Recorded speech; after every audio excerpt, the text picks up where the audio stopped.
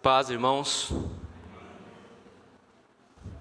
Meus irmãos, para nossa edificação nessa noite, nós vamos fazer a leitura dos primeiros 4 versículos do livro de Esther, no capítulo 1.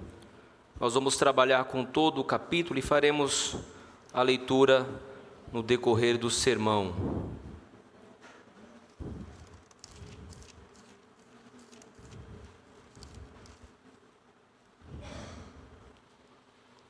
Livro de Esther,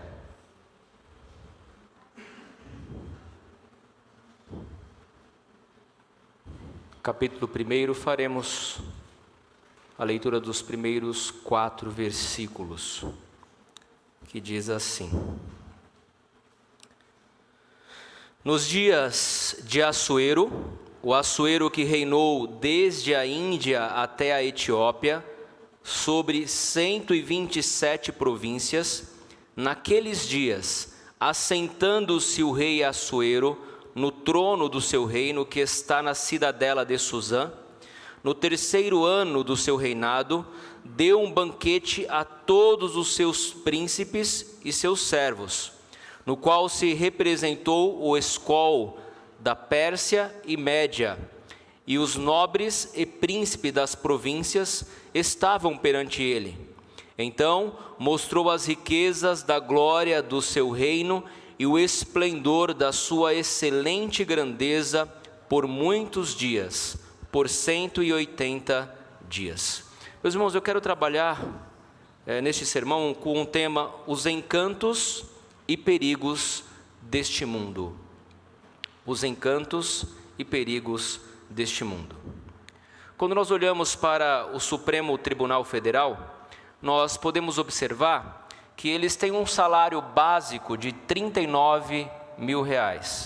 Além disso, eles contam com auxílio moradia, passagens aéreas e ajuda de custo diversas. Em cerca de 4 anos foram gastos 23 milhões de reais com mordomias, penduricalhos, segundo uma reportagem de 15 de abril de 2021, de Antônio Tucílio. Os gastos com passagens aéreas, conforme os dados apresentados pelo portal de Contas Abertas, foram de 5,4 milhões, e outros 8 milhões apenas com diárias em hotéis de luxo, isso em 4 anos. A alimentação deles traz uma série de exigências, regalias, que somente poucos podem usufruir. O melhor que o dinheiro pode oferecer. Conta com lagostas, vinhos caríssimos, camarões, e a compra desse menu, apenas no ano de 2019, foi de R$481 mil. Além disso, os ministros têm à sua disposição cerca de 3 mil funcionários preparados para atender às suas necessidades. Segundo os dados divulgados pelo Conselho Nacional de Justiça, apenas o Poder Judiciário registrou uma despesa anual de 100 bilhões de reais aos cofres públicos. Mas R$39,3 mil mensais não são suficientes. É muito pouco. Então eles fizeram um projeto, uma proposta para aumentar em 18% os seus próprios salários, e essa proposta foi atendida parcialmente pelo Senado no dia 21 de dezembro de 2022, onde gradativamente eles terão aumento até atingir o patamar de R$46 mil mensais. Mas os benefícios continuam: auxílio moradia, alimentação, passagens aéreas, gratificações natalinas, seguranças armados à sua disposição, carros blindados, auxílio combustíveis e outros benefícios mais. Quando nós olhamos para essa realidade que eu acabei de dizer e olhamos para a nossa realidade, nós ficamos perplexos e até revoltados. Como poucos têm tanto e tantos têm tão pouco? Por que alguns têm que sofrer tanto nesse mundo, enquanto outros usufruem de regalias e recursos materiais quase que ilimitados? Eu sei que muitos Muitos aqui se esforçam, privam-se de muitas coisas, até mesmo passam algum tipo de dificuldade financeira, se desdobram para pagar o aluguel, para fazer a compra do mês, e muitas vezes chega no final do mês, falta dinheiro até para mistura em muitos casos. Enquanto alguns esbanjam dinheiro suficiente e além do suficiente para muitas famílias. É impressionante como um jovem de 20 anos, traficante, comprou, com o dinheiro do tráfico, patrimônio, como casas, apartamentos, salões comerciais, ficou preso durante o tempo e agora saiu. E vai viver dos recursos do seu investimento, do seu suposto trabalho. Conversando com o irmão da nossa igreja, ele ficou impressionado com a quantidade de jovens universitários ricos, que são bancados pelos seus pais, com vidas cheias de regalias e sem quaisquer dificuldades. E às vezes nós nos revoltamos, ficamos inquietos, nos perguntamos, se eu pudesse usufruir desses recursos ilimitados, se eu pudesse dar vazão a todos os prazeres e deleites que o mundo pode oferecer. Às vezes nos revoltamos, mas às vezes nos encantamos, nos deslumbramos com aquilo que o mundo oferece.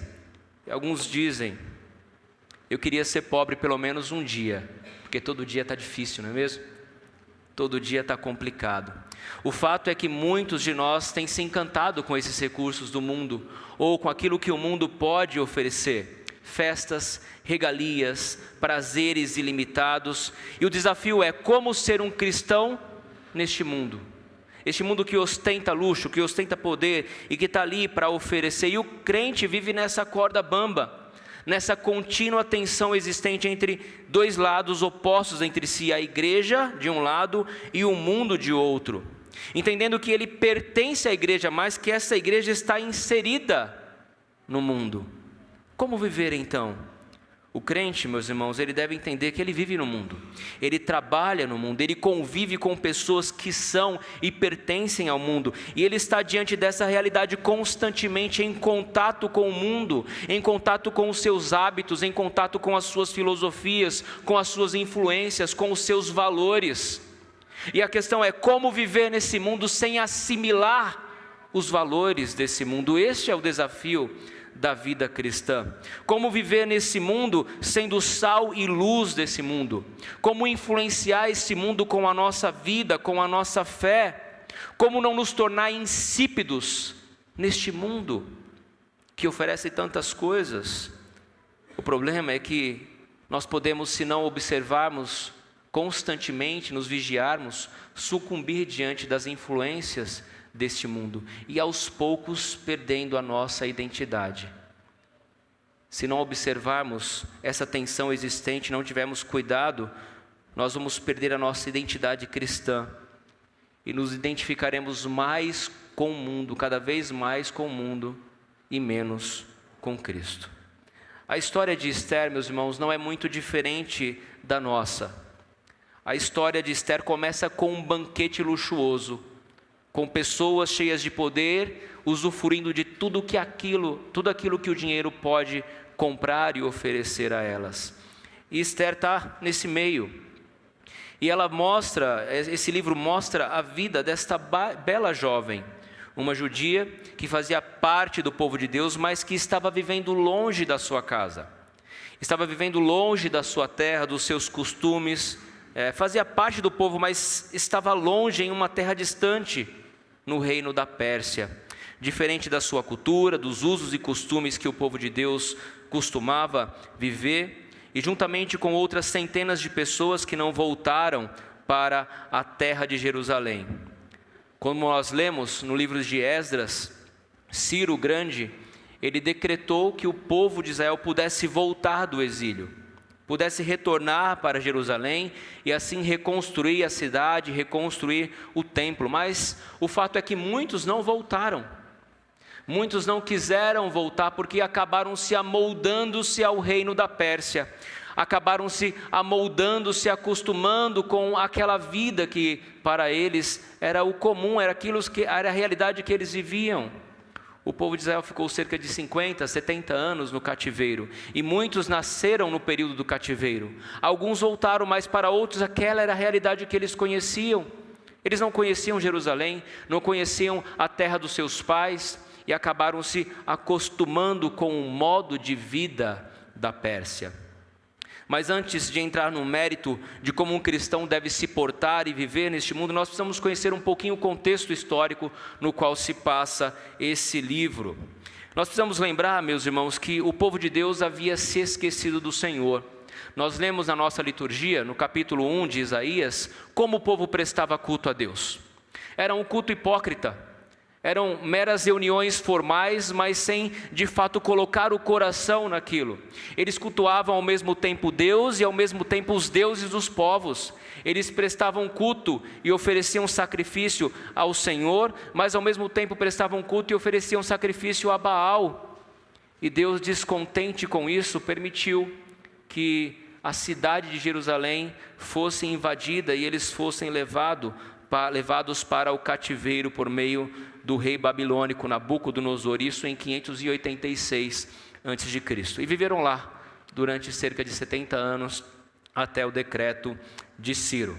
Mas os impérios se levantam e impérios caem. O império babilônico caiu e um novo império surgiu. E dentro desse novo império, essa nova potência mundial, lá estava o povo de Deus no cativeiro.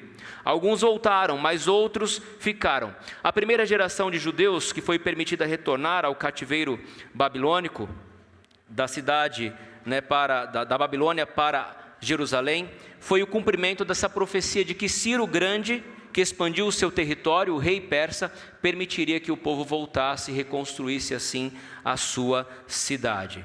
Mas nós lemos lá em Esdras a respeito de um outro rei persa, o rei Artaxerxes, que reinou de 465 a 424. A história de Ester se passa entre a história de Ciro e Artaxerxes.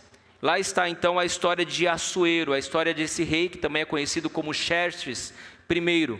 Então a história de Ester é uma geração antes da história de Esdras e Neemias. Depois Neemias vai juntamente com Esdras para ajudar a reconstruir tanto a cidade quanto os muros de Jerusalém.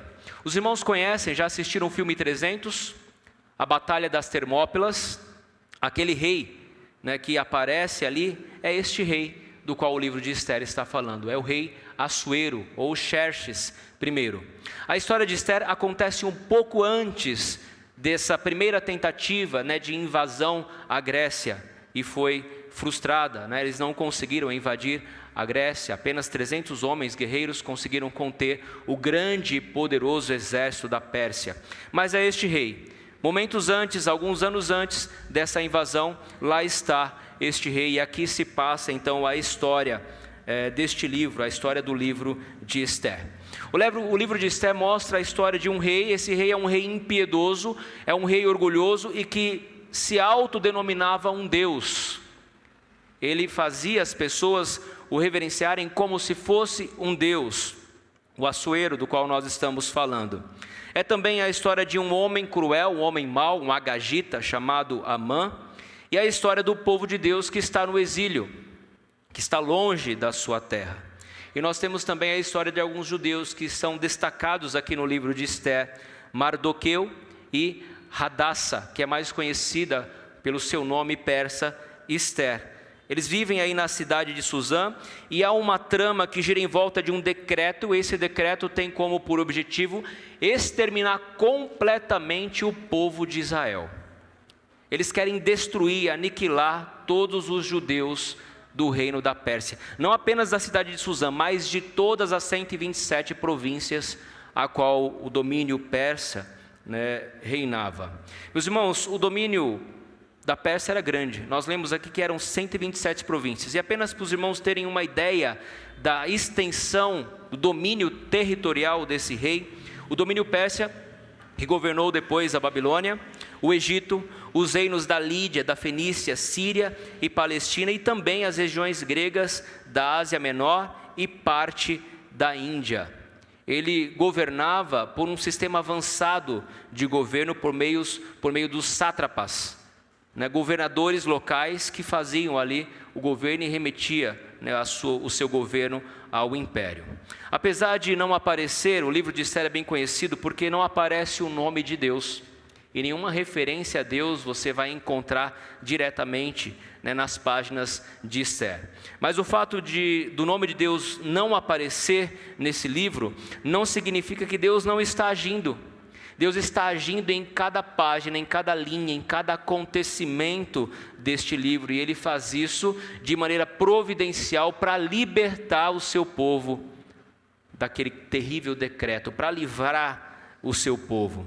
Segundo um autor e comentarista, Doug, um dos propósitos do livro de Esther é mostrar que Deus está constantemente operando neste mundo e que o governo e a direção final de todo o curso da história estão em suas mãos, e Deus demonstrará o seu cuidado e a sua provisão para com o seu povo. Olha que bonito.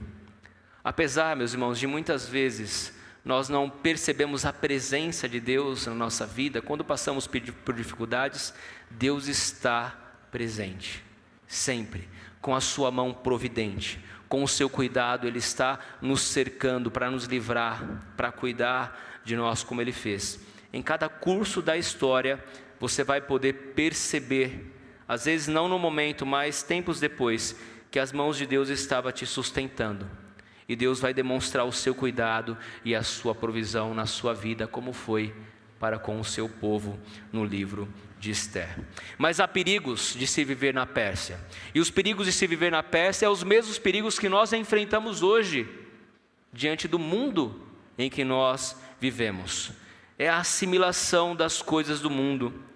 Meus irmãos, nós vemos pessoas que estão em conflito de interesse, principalmente alguns jovens que passam a assimilar as coisas do mundo, querem viver como o mundo vive, querem se comportar como o mundo se comporta, querem fazer as mesmas coisas que o mundo faz, nas sextas à noite, nos sábados à noite, mas querem vir ao domingo prestar culto ao Senhor. Eles vão assimilando esses valores e trazendo para si esses valores, porque os encantos e as coisas que o mundo oferece podem atrair você e podem trazer perigos ao seu coração. E não se engane, essas são as estratégias de Satanás para afastá-lo dos caminhos do Senhor. E nós precisamos constantemente vigiarmos para que não caiamos no engano, no engodo e nas coisas que o mundo tem a oferecer. Meus irmãos, nós vamos aprender que esses perigos da Pérsia são reais, e alguns encantos e prazeres também estão diante de nós, e nós precisamos aprender a viver e entender que nós pertencemos a um reino muito superior, um reino mais elevado, sublime e nobre, que não é o reino da Pérsia, que não é o reino deste mundo, mas é o reino de nosso Senhor e Salvador, Jesus Cristo. Por isso tomem cuidado, porque as luxúrias e as riquezas desse mundo são vazias, apesar de atrativas, são vazias, e de nenhum proveito, de nenhum valor diante de Deus. A primeira coisa que nós vamos aprender, meus irmãos, nesse sermão é que esse mundo, ou o que ele oferece, são apenas demonstração de luxúria e poder, que podem, por sua vez, trazer encantamento aos nossos olhos. Quando nós observamos os primeiros 4 versículos, acompanhe comigo a leitura, nós vamos ver uma demonstração de glória, uma demonstração de poder. É isso que Assuero está fazendo aqui. Ele está mostrando a glória do seu vasto império. Ele chama pessoas, nobres, príncipes, para que ele possa revelar e exaltar-se diante deles. O texto diz o seguinte: nos dias de Assuero, o Assuero que reinou desde a Índia até a Etiópia, sobre 127 províncias, naqueles dias, assentando-se o rei Assuero no trono do seu reino, que está na cidadela de Suzã, no 3º ano do seu reinado, deu um banquete a todos os seus príncipes e seus servos, no qual se representou o escol da Pérsia e da Média. E os nobres e príncipes das províncias estavam perante ele. Então mostrou as riquezas da glória do seu reino e o esplendor da sua excelente grandeza por muitos dias. por 180 dias. Então ele chama os nobres, ele chama os príncipes e mostra o seu vasto império e toda a sua glória. E ele oferece banquetes, e os banquetes são meras demonstração de poder, de luxúria e de glória, mas que são vazios em si mesmo. E lá ele passa, em um ambiente de festa, de ostentação, cerca de 180 dias, 6 meses. Ele fica ali com aqueles nobres, 6 meses mostrando o seu poder, a sua glória. O escol da Média e da Pérsia. E o escol aqui, meus irmãos, é uma referência à força, ao poder, à suficiência, à fartura. Nada mais é do que a alta presunção de mostrar-se como poderoso do universo. Ele quer mostrar toda a sua glória. E o Assuero então se coloca como o governante de todas as coisas, do principal e mais poderoso reino da terra naquele momento, e faz uma festa para os nobres e mostra todo o seu poder e toda a sua glória. Ele acha que comanda todas as coisas, que está sob o poder de todas as coisas, mas será que ele tem o domínio mesmo de todas essas coisas? É o que nós vamos ver. Às vezes nós vemos ministros do STF, governadores, reis, homens poderosos, presidentes que fazem guerras contra outros como se fossem autossuficientes, como se fossem o dono de tudo e de todos, mas eles não são.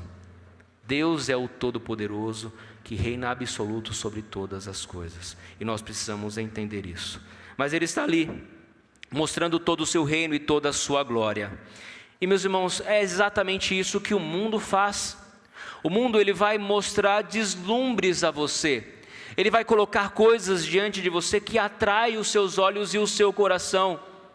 E as coisas do mundo, não se enganem, são atrativas sim. Ele vai oferecer prazeres, ele vai oferecer luxúria, ele vai oferecer glórias. Ele vai oferecer isso como coisas atrativas ao seu coração para fazer você desviar da fé. Mas você precisa manter o foco.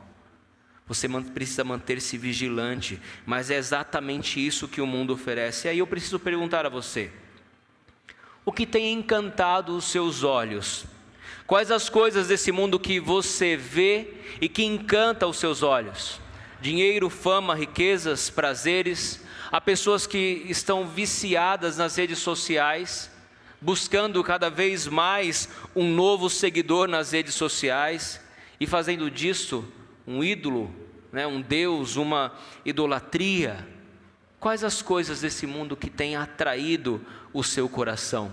Cuidado com os perigos e banquetes que esse mundo oferece, porque eles podem ser atrativos, mas são engano e o fim deles é a morte. Por isso, meus irmãos, nós vamos ver como nós devemos ter cuidado com os banquetes e os encantos e prazeres desse mundo. E esse é o segundo ponto. Eu quero que você acompanhe a leitura dos versos 5 a 9. Passado esses dias, deu o rei um banquete a todo o povo que se achava na cidadela de Susã, tanto para os maiores como para os menores, por 7 dias, no pátio do jardim do palácio real. Havia tecido branco, linho fino, estofas de púrpura atados com cordões de linho e de púrpura, a argolas de prata e a colunas de alabastro. A armação dos leitos era de ouro e de prata, sobre um pavimento de pórfiro, de mármore, de alabastro e de pedras preciosas. Dava-se-lhes de beber em vasos de ouro, vasos de várias espécies, e havia muito vinho real, graças à generosidade do rei. Bebiam sem constrangimento, como estava prescrito, pois o rei havia ordenado a todos os oficiais da sua casa que fizessem segundo a vontade de cada um. Também a rainha Vasti deu um banquete às mulheres na casa real do rei Assuero. A história de Esther começa com um banquete, é uma festa, parece uma festa sem fim. Primeiro uma festa aos nobres, aos principais, uma festa que durou 6 meses, e agora ele pega 7 dias e abre o palácio real, para que as pessoas possam entrar e usufruir do banquete livremente. Não apenas os nobres e os príncipes, mas todos da cidade de Suzã podiam entrar no pátio real e ali usufruir desse banquete que o rei ofereceu por 7 dias. E aqui o texto ele descreve com detalhes, toda a glória deste vasto reino, toda a glória. Ele vai dizer que o reino ou o pórtico onde eles estavam era cheio de tecidos caros, linho fino, estofas de púrpura. Os cordões que eram atados a essas estofas, a esses tecidos, eles eram de prata. As colunas eram feitas de alabastro. O alabastro aqui é uma espécie de pedra rara, similar ao mármore. Comentaristas vão dizer que esse suntuoso palácio do rei persa tinha colunas de 12 metros de altura. Então imaginem colunas de 12 metros de altura, toda de mármore trabalhada. E o custo disso, e a glória e a beleza disso. Era assim que ele se mostrava às pessoas. Ele não economizava para ostentar a glória do seu reino. A armação dos leitos não era de um material qualquer, não era de um metal qualquer, mas era de ouro, de prata. O pavimento era de pórfiro. Pórfiro também é uma espécie de pedra, uma pedra cara, um mármore caro, avermelhado, brilhante quando polido. E assim era todo o pavimento. E além desse pórfiro, essa pedra, esse mármore vermelho, havia ali também pedras preciosas. E as pessoas não bebiam em vasos comuns, elas bebiam em vasos de ouro. Em vasos de ouro. Os vasos de ouro eram usados para que as pessoas pudessem beber livremente do vinho real. Será que era um vinho ruim, esse vinho persa? Certamente era um vinho muito bom. E o texto diz: graças à generosidade do rei. Às vezes os nobres, os poderosos, eles são generosos. Eles querem oferecer algo e ajuda, mas sempre tem um interesse por trás disso. Não se engane. Sempre há um interesse real quando um nobre pretende ajudar ou demonstrar a sua generosidade. E as pessoas bebiam então sem constrangimento, como prescrito. Meus irmãos, o problema de se viver nesse mundo é esse. Os encantos do mundo nos atraem e nós queremos às vezes usufruir livremente desses banquetes. E esse é o perigo de se viver na Pérsia. Você está ali nesse meio e esse banquete é livre para todos, então você pode entrar e comer e usufruir livremente desse banquete e beber livremente do vinho real. Mas a pergunta é: será que esse comportamento agrada ao seu Deus? Será que é esse lugar que Deus quer ver a sua vida? Será que é para esse lugar que Deus destinou você? Ou é para louvar o Senhor?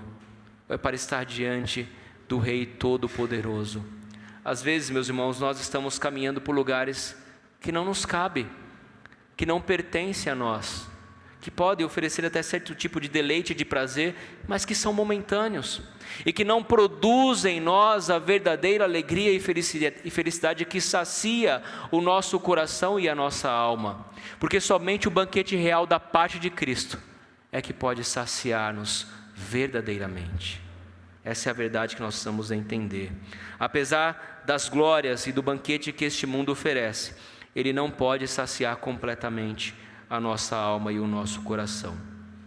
Em terceiro lugar, meus irmãos, nós vamos aprender que as luxúrias e os prazeres desse mundo sempre acabam em confusão e tristeza. O pastor Emílio Garófalo, que escreveu um livro sobre Esther na Casa da Pérsia, é o título desse livro, ele afirma que o sonho de poder e luxo desse mundo são apenas ilusões e facilmente se tornam em tirania e vergonha. E nós vamos ver que esse rei, ele não era tão poderoso quanto ele pensava, que ele não podia todas as coisas como ele pensava. O rei deseja agora realizar um fetiche, algo que ele tem em seu coração, e ele quer demonstrar então a sua esposa como um simples objeto. Observem o texto. Ao 7º dia, desse banquete que agora não é apenas para os nobres e príncipes, mas para todos, o rei, já com o coração alegre do vinho, mandou a Meumã, Bista, Harbona, Bigtá, Abagta, Zetar e Carcas, os 7 eunucos que serviam na presença do rei Assuero que introduzissem à presença do rei a rainha Vasti, com a coroa real, para mostrar aos povos e aos príncipes a formosura dela, pois era em extremo formosa. Meus irmãos, observem aqui, o rei Xerxes ou Assuero, ele não tem no seu coração o desejo de honrar a sua esposa, de honrar a rainha, mas ele quer apenas apresentar a rainha como mais um objeto da sua conquista, como mais um objeto, como algo que ele conquistou com a guerra e está lá para mostrar. Então ele quer fazer da sua esposa, a rainha Vasti, apenas um objeto para ele mostrar aos povos, para ele ostentar a sua beleza. Vejam aqui a minha esposa, olha como ela é bela, vejam a glória dela, mas não honrando ela apenas para ostentar a si mesmo. E é por isso que a rainha não se curva diante disso. Ele manda então os 7 eunucos, os homens que eram castrados ali para servir e cuidar das mulheres do harém real. Ele então envia esses homens para trazer a rainha Vasti à sua presença, mas ela se recusa. Versículo 12 diz: porém a rainha Vasti recusou vir por intermédio dos eunucos, segundo a palavra do rei, pelo que o rei muito se enfureceu e se inflamou de ira. Vejam só, um rei que governava sobre 127 províncias, que tinha muitas pessoas sob o seu comando, que achava-se superior e demonstrou durante 180 dias e mais 7 dias toda a glória e poder do seu reino, agora não tem domínio sobre a sua própria esposa. Ele não consegue chamar e convocar a sua esposa para apresentar-se diante de si. E ao recusar, a esposa mostra que ele não é tão poderoso assim, que os nobres desse mundo não são tão poderosos assim, que os seus poderes não são ilimitados, que ele não tem poder nem sobre a sua esposa e nem mesmo sobre a si mesmo, porque o texto diz que ele se enfureceu, ele se inflamou de ira, ou seja, ele não tem domínio nem sobre o seu próprio coração. Esse se enfurecer, esse se inflamar de ira, o sentido é de alguém que ficou realmente transtornado, ele ficou transformado, a ponto de fazer coisas terríveis. E aqui nós vemos que ele se enfureceu porque a rainha não obedeceu à voz desse poderoso rei. E aí ele vai então pedir conselhos a nobres, a pessoas ali que estão trabalhando como seus conselheiros, são chamados os sábios. E ele consulta os sábios, versículo 13, que entendiam dos tempos, porque assim se tratavam os interesses do rei na presença de todos os que sabiam a lei e o direito, e os mais chegados a ele eram Carsena, Setar, Admatá, Tarsis, Meres, Marcena e Memucã, os 7 príncipes dos persas e dos medos, que se avistavam pessoalmente com o rei e se assentavam como os principais do reino, sobre o que se devia fazer segundo a lei. A rainha Vasti, por não haver ela cumprido o mandado do rei Assuero por intermédio dos eunucos. Percebam, o rei não sabia o que fazer, ele não sabia como lidar com esse problema. O rei, dono de um vasto e poderoso império, agora se vê sem ação, ele não sabe o que fazer, nem com a sua esposa.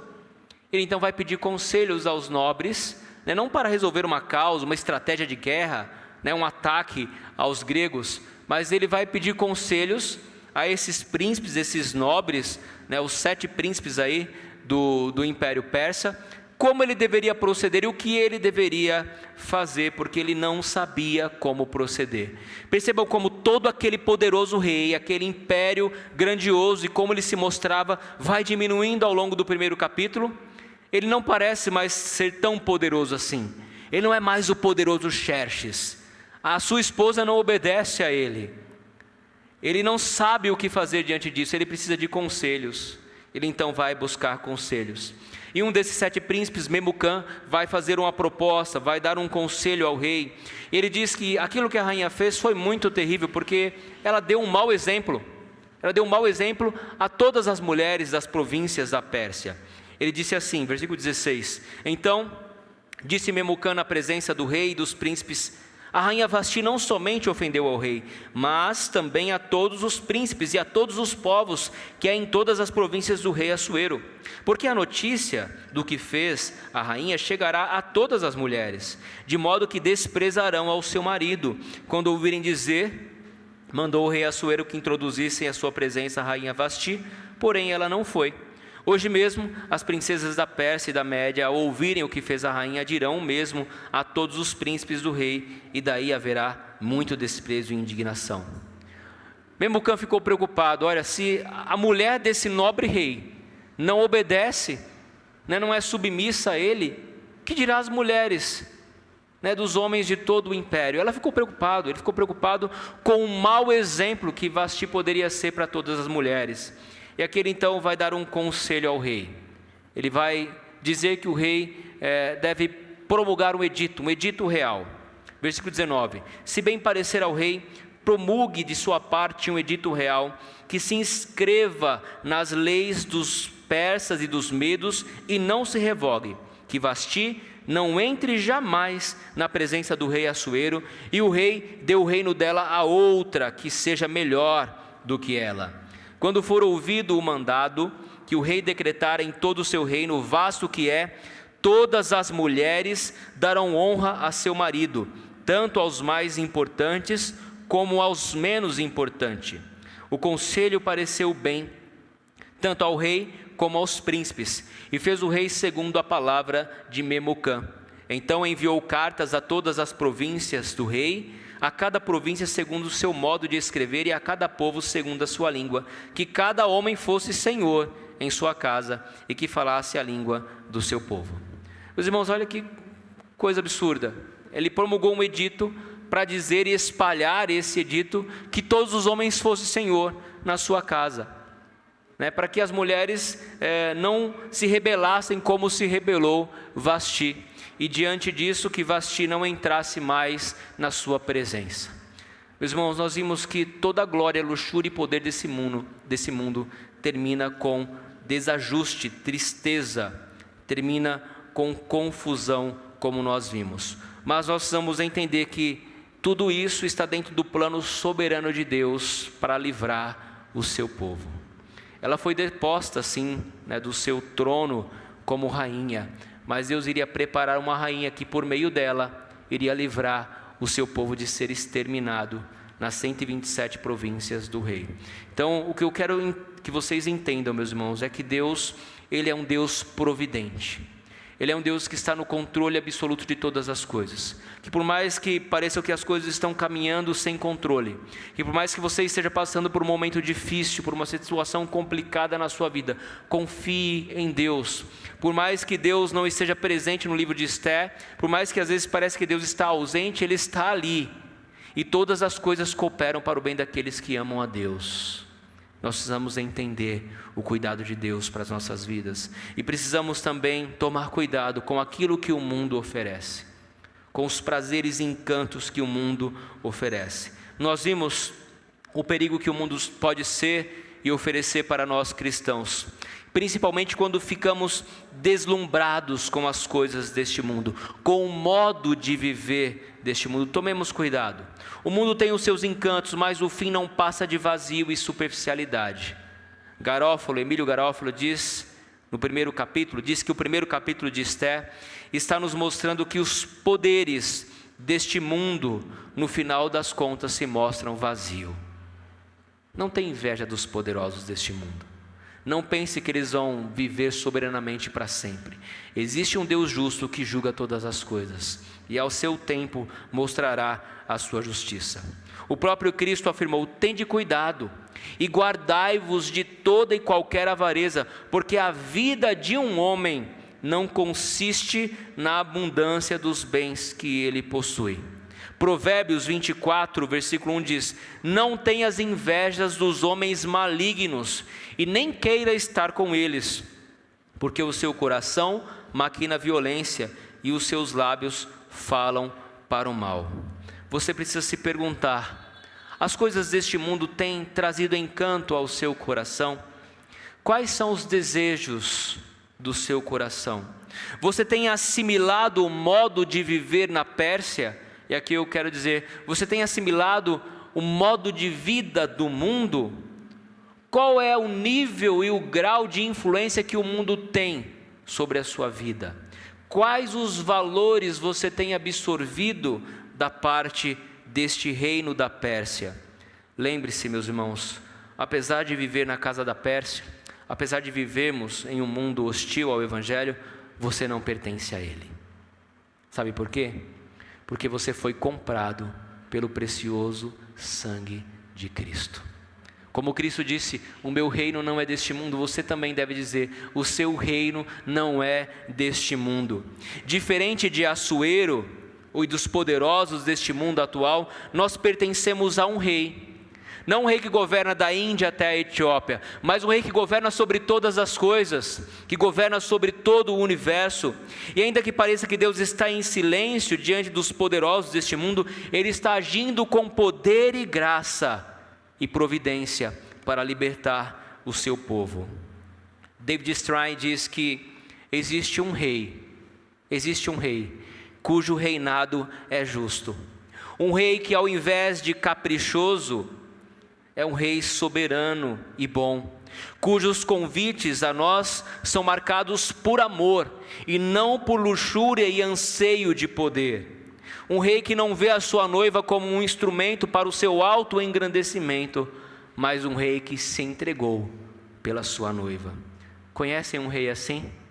Este rei, meus irmãos, é um rei manso e humilde de coração, que deseja reinar sobre a sua vida, que deseja reinar sobre todas as áreas da sua vida. Então, viva para este rei, e não se perca com as vãs distrações e sutilezas desse mundo, com aquilo que o mundo pode oferecer para tirar o foco do rei que é Jesus. Lembre-se, o nosso rei é Jesus Cristo, e nós somos a sua noiva amada, por quem ele derramou o seu próprio sangue. Que Deus nos abençoe e aplique a sua palavra aos nossos corações.